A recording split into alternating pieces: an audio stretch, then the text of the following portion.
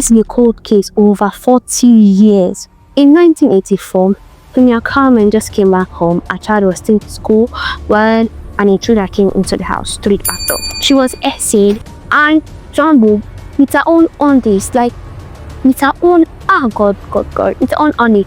They found that her fingernail broke since she was troubling with him and she scratched his body. So again, it was on her fingerprint. But at that time, they could not process DNA. DNA wasn't something that was that easy. It was very hard. Well, the first suspect was her neighbor. Her neighbor was the suspect because he had a scratch on his face. 24-year-old Michael Scott. He just came to the town with his wife, just close to Sonia and her daughter's house. So now when they took him in, his alibi changes. Anytime they ask this guy a question, like, who did they go to? They're like, oh, I went to that out. They'll bring him again and oh, I went to school. They bring him again, oh, I went to this place. His alibi, like, his story wasn't really straight. It was always changing the story. In 1983, they took him to hang jury.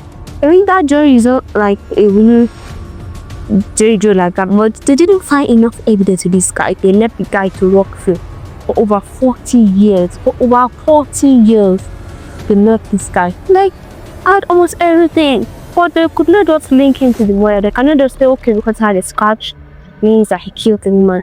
In 2020, the case was reopened. About Ado DNA, it was Michael Scott.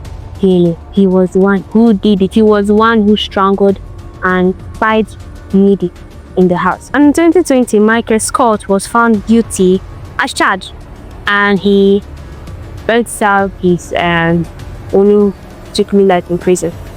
Yes, even though justice came late, I'm very glad that justice came while he's still alive. Thank you, great guys. See you in my next video. Like, share, and subscribe.